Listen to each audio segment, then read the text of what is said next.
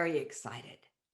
Our guest is Christina Smith, and Christina is going to take us into the world of the Olympic athletes.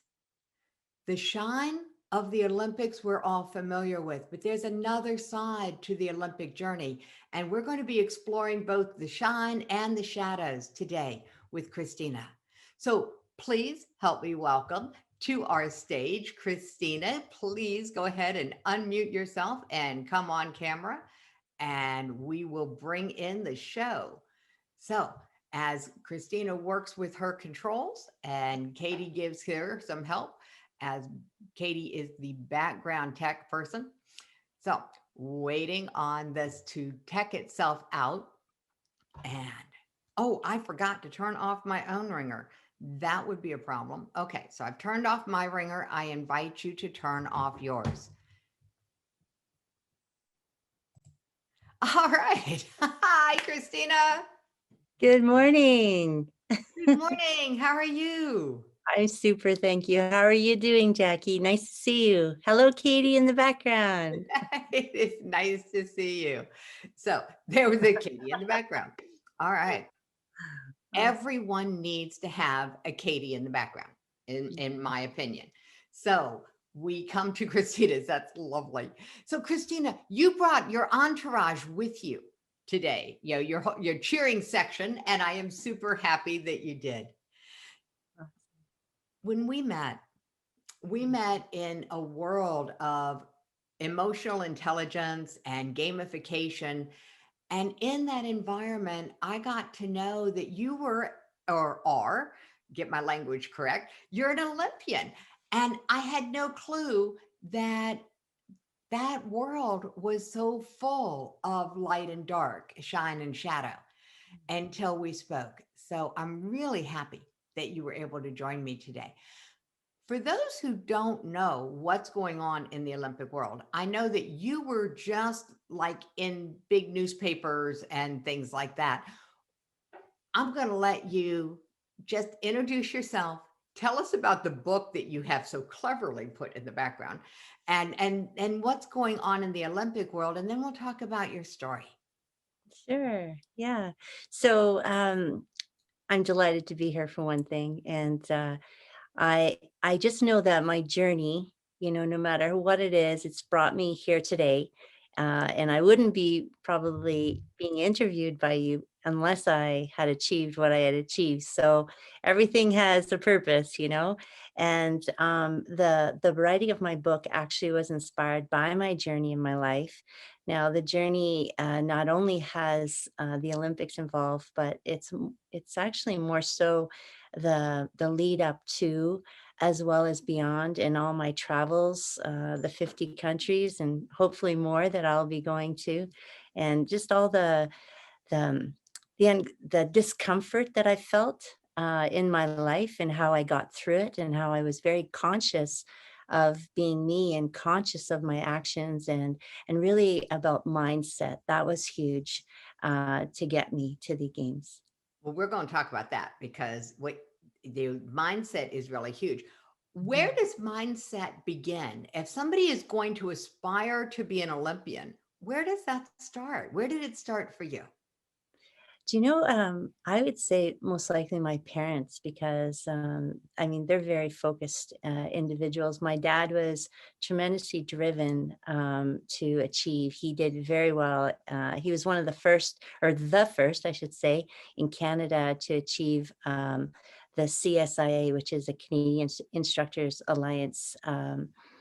For basically teaching skiing at a level 4 level. And normally people Oh, who were like or I should say, doing skiing 7 days a week, they normally had, the experience, the skills, but he was a weekend skier and he learned late. My mom actually taught him how to ski at 17, and he went on to trying to get this level 4. Well, they kept failing him. And on the fourth fail, he still kept saying, see you next year, see you next year.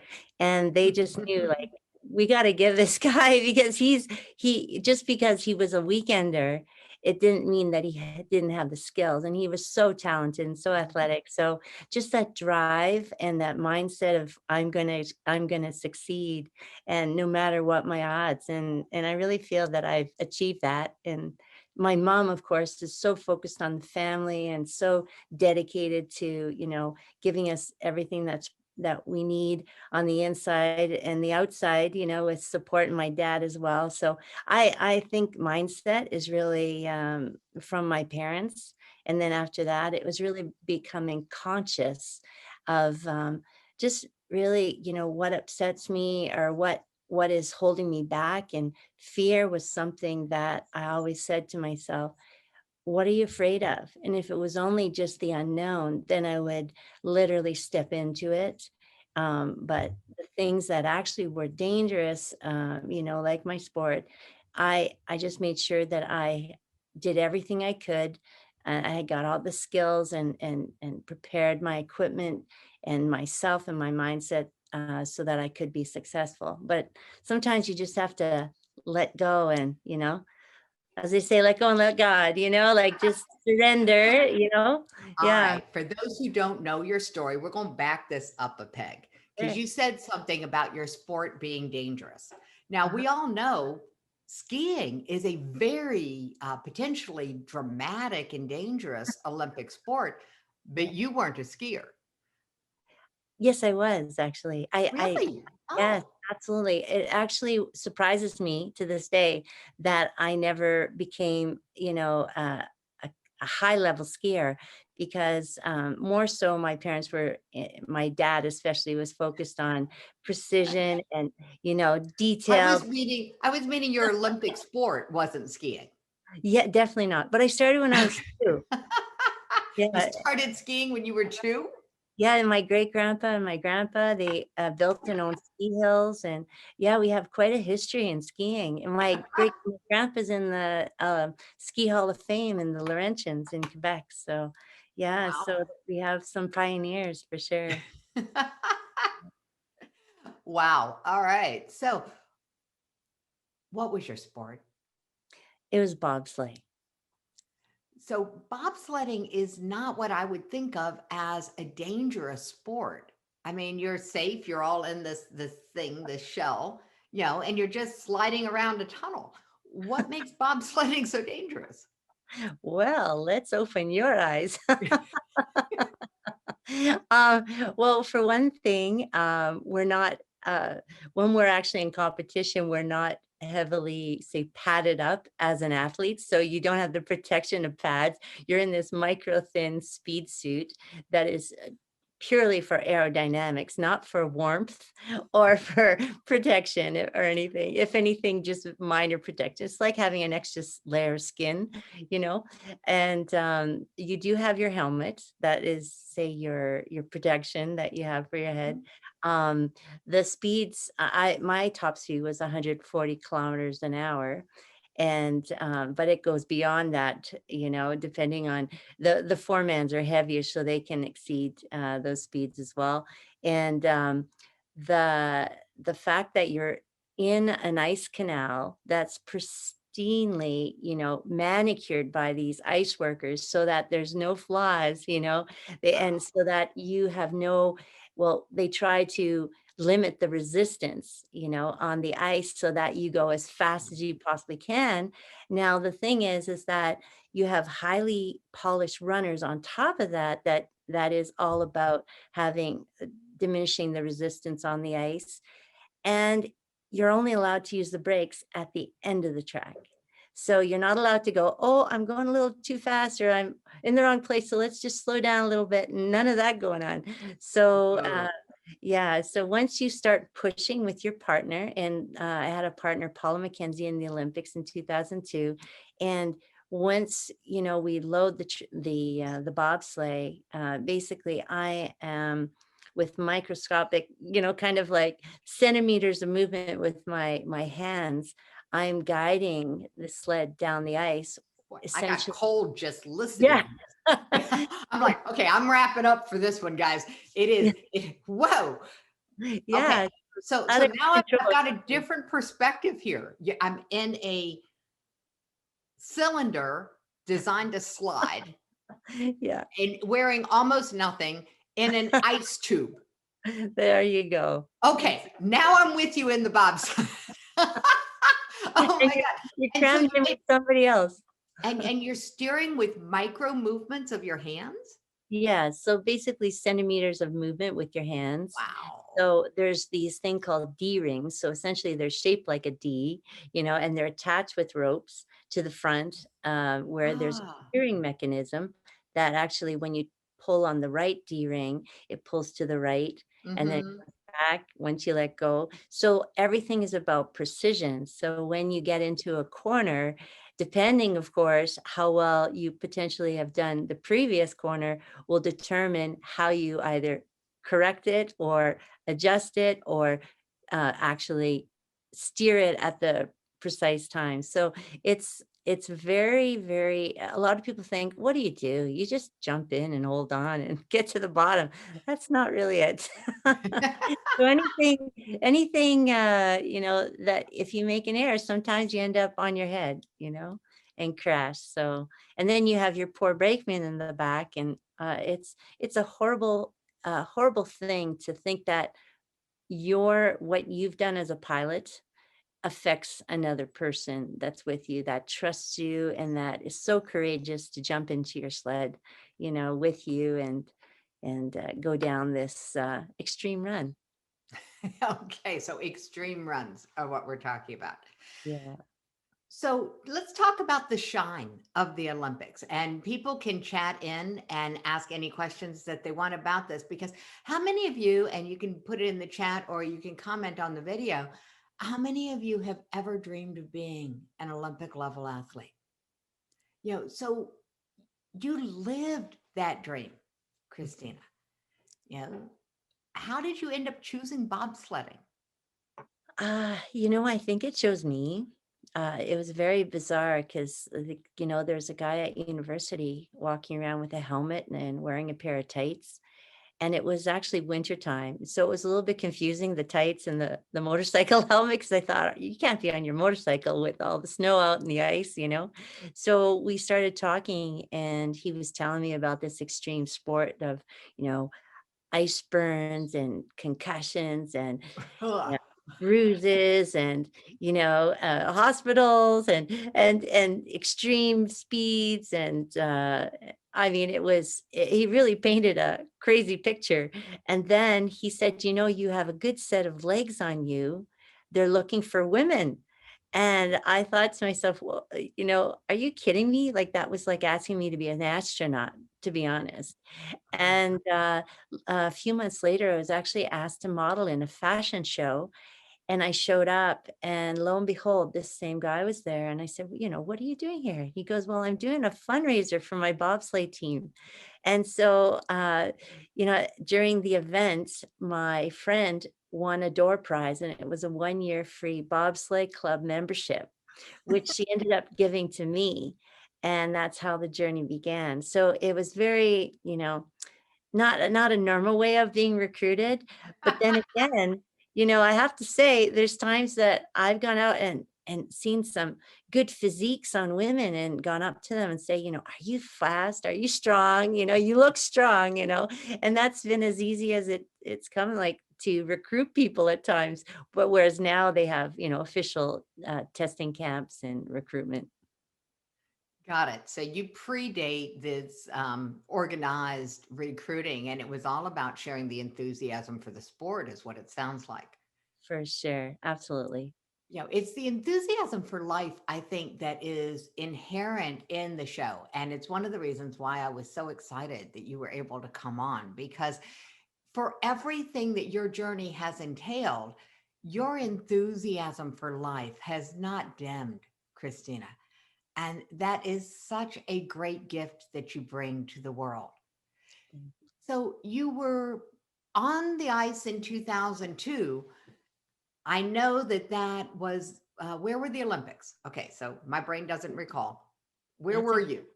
Salt Lake City, On Salt Lake City. Utah. Yes, USA, yeah. Cool. What comes after that event for you?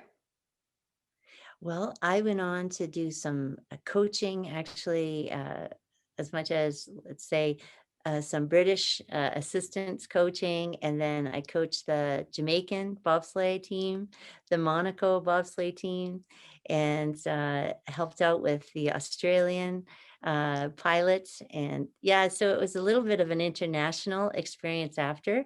Um, I also did some managing for the French bobsleigh team, and that was a very exciting experience going overseas. A fellow Canadian ended up uh, becoming a national team member for the French team. And I decided that my program, which I had started to help athletes, give them a push start, I called it. I was facilitating that by uh, giving over my equipment, so my bobsleigh, and that actually started with a first athlete that was Kaylee Humphreys that I had given a sled to, and then the next athlete was Lisa Stringer, who was that athlete that then progressed over to France. And then after that, we had another athlete from Australia that I had helped, who ended up both Keely and the Australian were at the Olympic Games in 2010. So it was a very cool program and something that would help me, say, transition out of sport, to feel good about paying it forward. And yeah, so a lot of, say, still being immersed in the Olympic movement was very important to me. Giving back my skills, my lessons, my wisdom, my mentorship. That was a big part of also healing, because when you leave something, there's a void. You're leaving your family essentially, and it's not as pleasant, say, that a lot of people may think of. Yeah. So I thought, do something good that would brighten myself up as well as, pay it forward. That's really cool. This idea of acceptance that Mhm, when you leave something, it's going mhm, to leave a void. And we all leave things at different points in our lives. yeah, So spending your life, because from the age of 2 being on skis, I mean, this kind of sport has been part of your life since time began. yeah. And then paying it forward. So, how did you end up writing a book about this?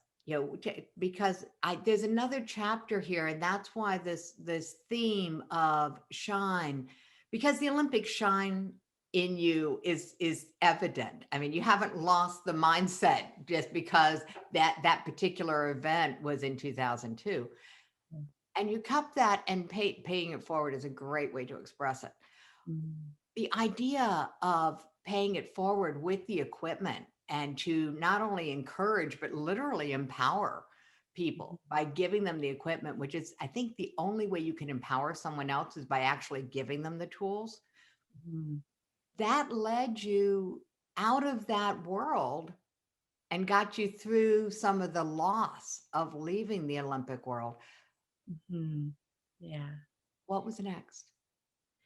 Well, actually, I just remembered the Australian girl was Astrid Locke Wilkinson. I kind of had a little bit of a, I couldn't remember her name. That was the one that I helped the last. And yeah, it was that transition um, out of sport. It never really left me. Like it, it was still part of me. And I felt that I was kind of scrambling, trying to see, where I could still give back to the community. And I knew that becoming an Olympian, I have this saying that it's not about becoming an Olympian that's important, it's what you do after to make a difference in the world. And that was something very important to me. So I thought, we're given this responsibility. I feel, maybe not all Olympians feel that, but I feel this responsibility that once you step over and you are now an Olympian, that giving back is so essential. And there's so much, and it's called social capital. There's so much that is generated when you're in your career of being exposed, on TV, radio, newspapers, and now, the internet, that people get to see you, people get to feel you, they feel like they know you. And there's something very powerful about that, and that development of that social capital, as it's called. It's worth something, and it's to to leverage that to do good, I really feel was essential for me. And so I was reaching out to a lot of, or actually, I can't even say it was more so they were reaching out to me, and I essentially could never say no, because I thought, wow, like what a privilege it was to, to do something like that. So that was really a big part of my transition. My world is giving back. Who was they in that sentence? You said they were reaching out to you. Who is they in that sentence? Well, there was like the Educational Partnership Foundation, for example, Oh, got um, it. United Way. I'm trying to dig back in my archives of my mind here, of the Progress Club, the Lions Club. Got it. So the civic organizations of the world You betcha. Yeah. were inviting you to use what you had gained, your social capital. I mean, a celebrity, Yeah. that level of um, being top of mind for people is truly being celebrity status. Mhm. The idea that you leverage that very effectively in so many civic causes is just a delight, Christina. I mean, there are so many Olympic athletes who just they have their moments and then we never hear from them again. And you have made a point to make it where you are still involved. Mhm. Why? Why continue to speak up? Well, I really felt it was an obligation, but an obligation that was so authentically profound in my willingness to do that. I really wanted to.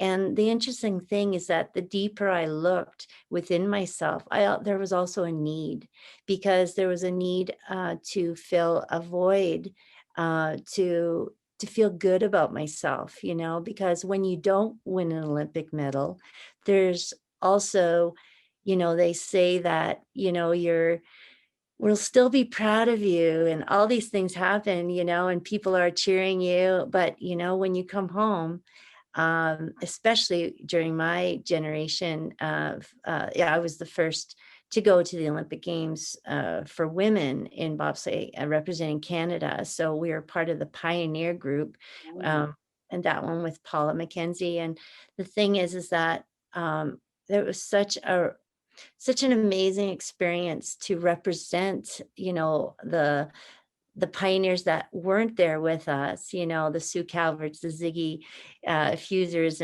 and so forth, that when we were at those games, it was a victory already, to represent. But when we got home, I remember, and it was the first year they had done it, and they haven't done it since, but they actually only brought the medalists to meet the Prime Minister of Canada.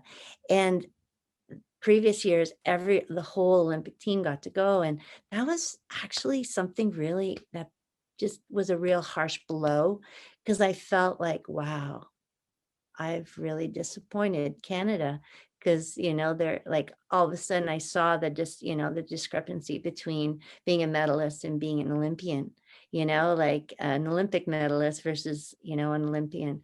And so, or participant, I guess, or competitor, however you want to differentiate it. But yeah, well, it it's was one thing to be started on the there. team. Yeah. Okay. Yeah. So that's so that 1 year is the only year that they did that split where not the whole team went to meet the prime ministers? Yes, yes. And so it was really, it affected me, and I didn't realize it until I started to actually write about it. And I think that was a real pivotal point for me, on top of other things that we'll probably get into. But there's really, you know, uh, a shame that came with that.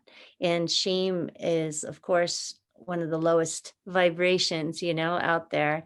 And so I really felt like I wanted to just show that I could help, or show that I could be successful at making a difference, whereas I actually was thinking I hadn't. Yeah. So the fact that you allowed that very low energy vibration, Mm,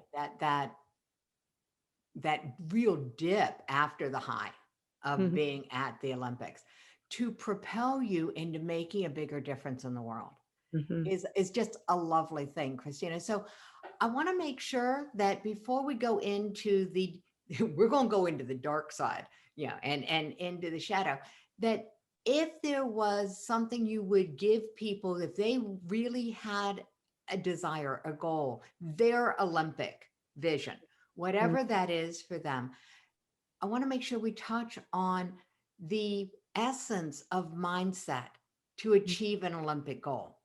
mm, And we've talked about it, talked around it a little bit, but mm, let's hone in on that as we move forward, because for every part of your story that we're going into, there was a moment that turned it around, and those are going to be the keys, I think, that we can leave with people that will help them pursue their Olympic dream. mm, Being prepared for whatever that Olympic mountain is.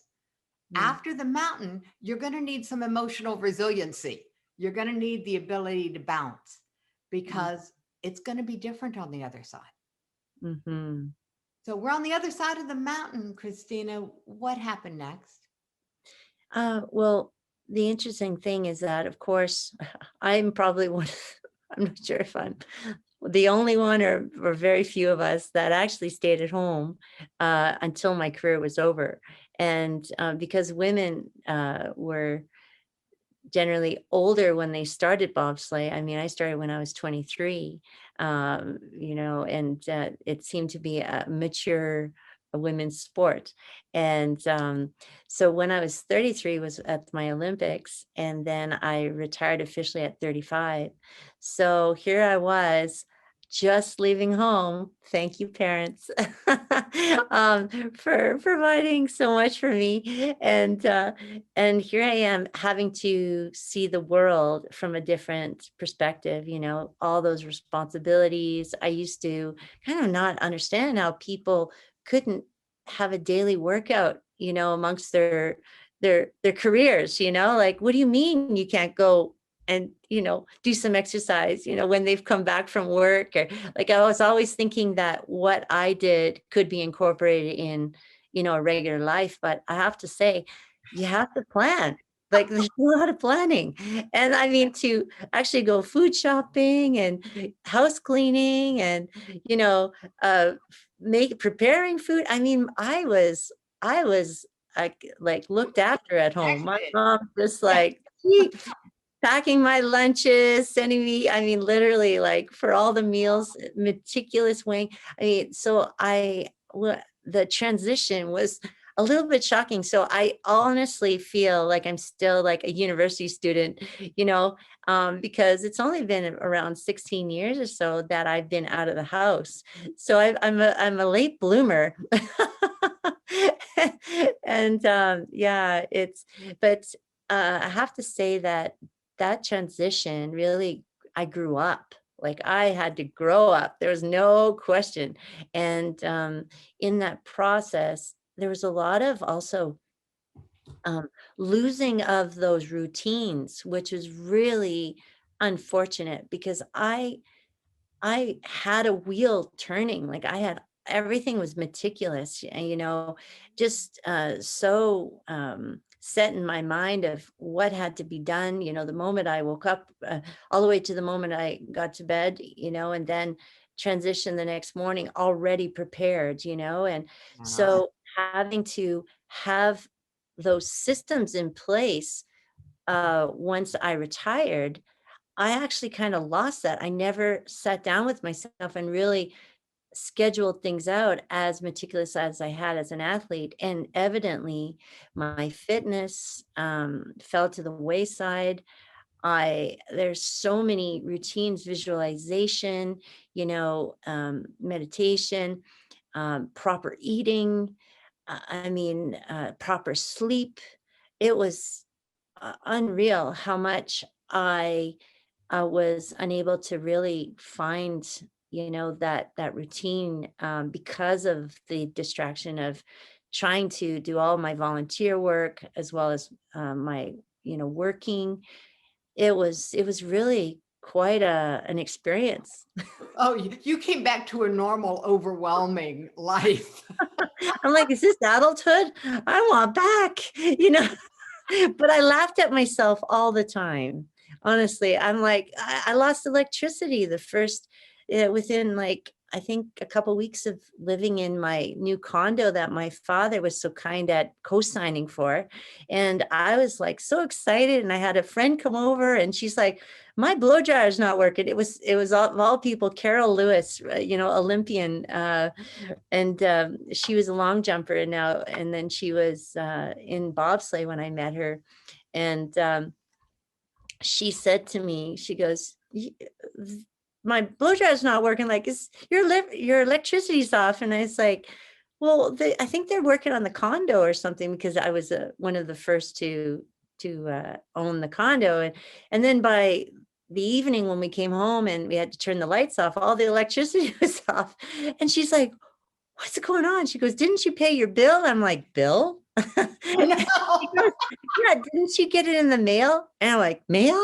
And all of a sudden I was like, I thought it came in the condo fees. And and I'm like, I was so used to my mom taking the mail. And if I had a letter, she'd put it on my bed.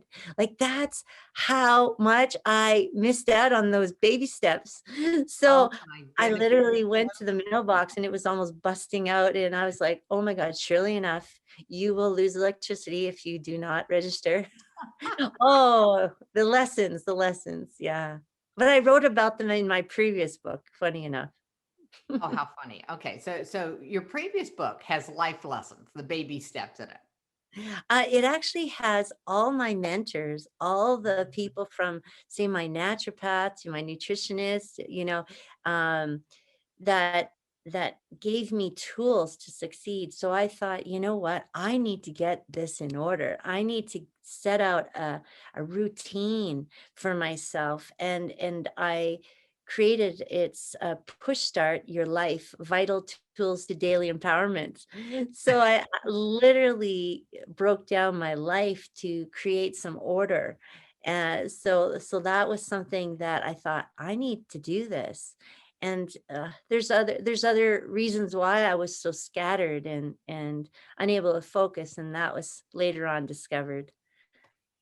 So the ability to Mhm. share your story is Mm. something really amazing, Christina, and I really appreciate that. And I loved that story about the electricity. Yeah. Yeah, it doesn't cross our minds. The amount of drive and dedication and focus, you know, Mhm. the idea of focusing on something to the point that other people think you're crazy. Your life looked Mm. totally crazy from the outside world because you didn't have any of the normal things in life up Mm. until you were in your mid 30s. And then all of a sudden you had them all. Mhm. That's right. Yeah, no, it's a blessing when you I mean, we didn't really have funding back when I started, like 8 years of the beginning of my career. It was all pioneering, so it became, having to make sure that, you had a roof over your head. And thank goodness to my parents, I was very fortunate to get along with them and to be able to stay at home and to have all the luxuries and additional help, and financial support from them. Um, but when you are, not funded by, a program, you have to become very creative and innovative. And so you're working in the summertime when your sport isn't going on and you're training. And so there is a bit of that balance there that I had. And then of course lost once, once I had, some funding, which of course actually supports that whole journey, which is fantastic. And but I think there's something actually very important that I experienced that the current athletes did not experience, and that is the creativity, the drive to go above and beyond when you don't have things that are provided for you, to have to be resourceful and have to, look out for sponsors. I mean, the sponsors that came on board with me, I just am so blessed with, because they believed in me even before ever Mhm. becoming a national team member or Olympian. And those sponsors, the Paul Vickers of Cowboys, or, the Paul Baines, or whoever, like the Jeff Simpsons. I'm just throwing out names. And if they're listening, like there's so many people out there that were just there for me when I wasn't, an Olympian, but they could see in my eyes and in my actions the fact that I was sacrificing, so much to be the best that I could be. And to represent, I had Shaw GMC Pontiac Buick Hummer, which was, a vehicle that I was given. And I mean, I wore that hat with that representation, and trying to get, their logo in as many, different interviews I was getting, or events that I was volunteering for. It's about going above and beyond for the people that believe in you. And I think that sometimes athletes get complacent, or entitled, as if, like it should be provided for. But so that pioneer mentality, it's very much entrepreneurial mentality of never quit, finding Mhm. a way, pushing through those barriers, sacrifices, whatever it takes, you're Okay. going to make it. Never quit, finding a way. I'm going to slow it down. Never quit, finding a way, pushing through the barriers, and Yes. be willing to sacrifice whatever is not in alignment with that, with the Yeah. goal. Yes. Those are four really, really key things that I hope somebody got written down, because I don't have my notepad close at hand. Um, Shame on me, Believing because in I told yourself. everybody I else gotta to believing in believing yourself. in yourself. Yes. Yes. Well, There's, that's a wonderful, wonderful place for us to go, because I know that what happened next for you really challenged your ability to believe in yourself. yeah. And so take us on the short journey and what it took for you to bounce back. So you're referring to 9 years or 8 years out from my retirement. I actually was invited to a brain injury event, where Dave Irwin, crazy Canuck alpine ski racer, Olympian, was actually brain damaged because of a ski accident. And when I went there to, support the event, and to encourage, the families that were there with their brain injured child, or whatever, I was involved with, I there was a doctor that actually got up on stage, Dr. Tracy Thompson, and she was sharing with the crowd, why we're here, and how she basically said, "You may not realize it, but you may have a brain injury." And she started rattling off all these symptoms, loss of short or long term memory, inability to focus, anxiety, fear, depression, um, mood changes, either emotional, whether it's anger or sadness. S Inability to remember faces, things like that. And I literally was like, "Oh my gosh, I have all of these," And it was absolutely mind-blowing, because I went up to her and I'm like, "We have to talk," because she was mentioning about a thing, and it's a mouthful. It's called a quantitative electroencephalogram, which is essentially a brain mapping. Mhm. So it looks at the function of your brain, and it can actually detect the areas that have been damaged, so that you've received trauma. And the thing is that I had never had a official concussion in my career of bobsleigh. And I literally like was wondering, well, how the heck could this have happened? You know? And so I went, and she did a brain scan on me, and surely enough, all those symptoms were pertaining to the areas in my brain. So the inability to really get on my path since I retired was not just transitional blues. Those really, like, there were so many things that I was up against. I mean, when your hard drive, in your between your ears isn't working, that's not fun. And when you don't know about it is really, I think I actually had this kind of, del it was like a relief, like, it's not just Christina Smith that couldn't get out of bed and that was, like, anxious for the day, but it was actually I had a disadvantage that I was up against, and it was, in my brain. So we're going to label this what it is. This is the shadow sign of the Mhm, Olympics. There mhm. was no dramatic crash. You were never on the wild, wild world of sports and that very dramatic ski accident that they showed for years and years and years and years and years. I remember that. Yeah, there wasn't drama. But what there was this every day, because you were practicing every day micro traumas is Mhm, what it sounded like. And what I know to be true outside of the bobsled run mhm, is that it's often not big traumatic events that create PTSD. It's the little micro traumas that mhm, we are exposed to.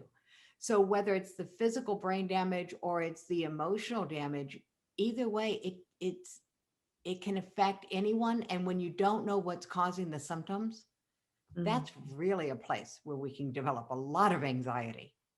You bet, and Yeah. Jackie, I will say, in bobsleigh, because we're in that bobsleigh shell, you Mhm. know, the sled, as well as having a helmet, we do experience crashes. Like I remember I had an experience that I actually was reflecting back as I'm driving on a wedding that I was missing back in Canada when I was living in Germany.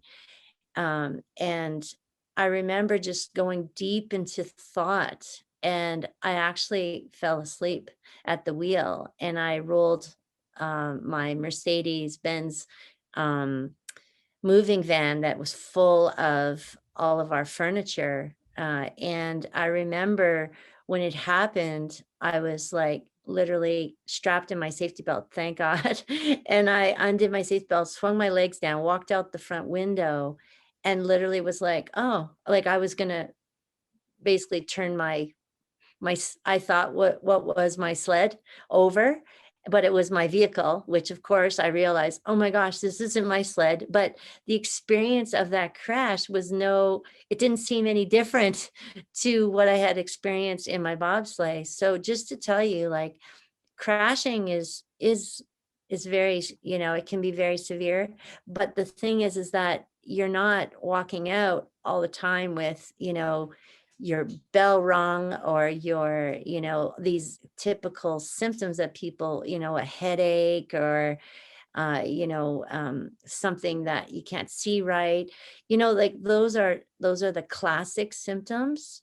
And Mhm. like you said, the micro concussions, micro vibrations of daily, say, if we were to use abuse, that your brain is getting shooken Mhm. from side to side, in the sled.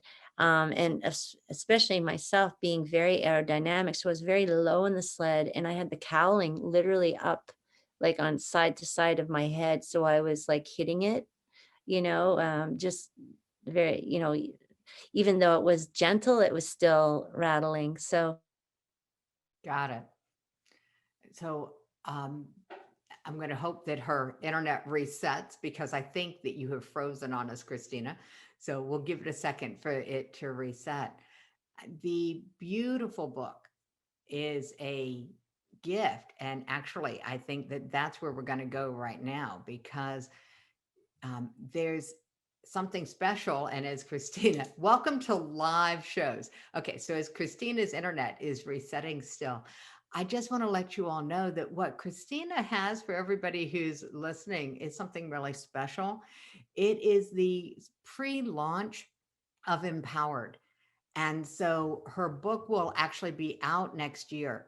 And as she's resetting and regrouping, I want to make sure that you all have this information. It's special edition and it is just for you all. So, yeah, I'm glad you're excited. I think it's worth being excited about. And so, Katie has popped it into the chat for you all. So, there you go. So, you can take advantage of that. And if Christina is able to join us again, we will get the conclusion of this story. And if not, it will be on another episode of the Suicide Prevention Show. Because what we're seeing among Olympians, people who have been to the mountaintop literally and come on the other side, is that sometimes there's another side to this story. So, Christina, we gave everyone your links for your gift. Yeah. And we will now give you a couple more minutes and let's take them into Mm. what is happening in the Olympic world now that this awareness is coming to fore, that it's not just bobsleighing. There's a lot of sports where there is residual impact Mhm. from. Well, yeah, there's huge talk around it. I can't say huge. It's more so, yeah, it's Oh, I gaining. can imagine that it's not Yeah. exactly public conversation. Yeah, Well, because it could impact people's desire to be an Olympic athlete if well, they understood everything that went on. exactly. And you know what? I'm the biggest advocate for sport. Sport, hands down, is what people need to get involved with. Any activity, motion is lotion, movement is your medicine, And I really see that it's not about eliminating sport whatsoever. It's about tweaking it. It's about changing certain things. We never started out with safety belts, in cars. Now we have them. So, and we have so much innovation and science that is proving what is going on in our brains with the various tests that are going out. I just lost a dear doctor, Dr. Stuart Donaldson, with myosymmetries, who actually did 42 peer-reviewed research studies that were published. And he just was bringing to the attention the world what was going on inside of brains and how a lot of athletes are walking around, with a brain injury. And, to think 9 years after when I was diagnosed officially with a traumatic brain injury, that's something so, what I feel is a hidden pandemic, for the concussion side of things and or brain injury side of things in sport. And so we currently have a professor in the UK that Professor Peter McCarthy, as along with a coach from the UK that's actually in Germany, Mark Wood, that's doing a research study. And we're also teamed up with UCLA, um, and they have an actual survey that we're producing to send out to athletes to really find out how can we make sliding safe. And it's so important that we address things that we know. We're no longer in the cave time, the Yeah. caveman era. We need to be proactive. We have information, but we need massive participation. And the whole thing is that when we have that participation from all the federations to get involved and to include their athletes in the study, we're able to then really come down with measures, to figure out, how we can prevent this from happening. And Dr. McCarthy is really on board with, he's devised a sensor that goes into the helmets that can actually detect the pressures and the abuse and the trauma going on to the brain and to the also the neck area and head. So yeah, it's very, very amazing stuff. It is. And, I'm seeing some comments in the chat, that the Mm. numbers of people walking around like you walked around for so many years, not having a clue that Mhm. what you were experiencing was not just something weird about you, but it was something that actually had a cause, actually had a path for being able to bring about a level of living Mhm. that is freer from, I won't say free, but it's freer from, at least the anxiety of not knowing what's wrong is diminished. For And sure. what we know is when you dial down the stress, a lot of things can start to heal. Mm. So as we are coming around the curve, Christina, thank you very, very much for all that you have shared. If there is one thing you really want people to know when it comes to thriving and when it comes to resilience, what would it be? Well, I would like to leave people so that they know that there are ways of rewiring your brain. So if there are anybody, if any people out there that are having issues and they have had trauma in their life, you can get information on my new website, concussionshope.com, which will be full of free information for that. And resilience, I really believe, is comes down to mindset. I've been in studies right now and training with emotional intelligence, and that's through you-eq.com.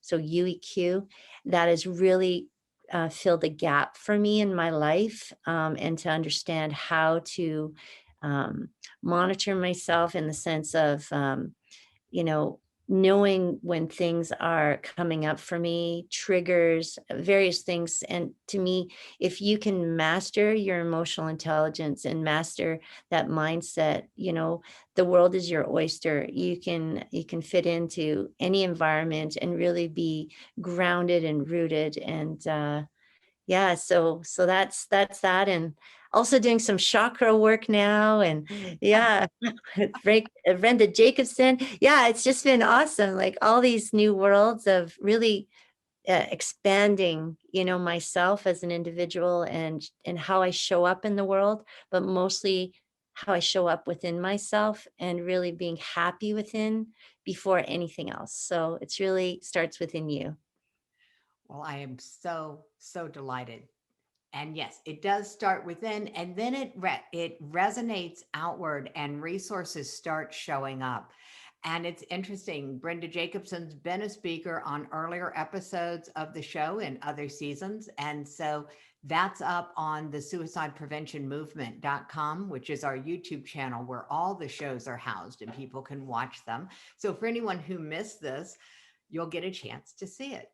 So, Christina, thank you for being you and for being so sweet to come on the show. We really appreciate it. You have a lot of support in the community, and what you are doing in the world is nothing short of amazing.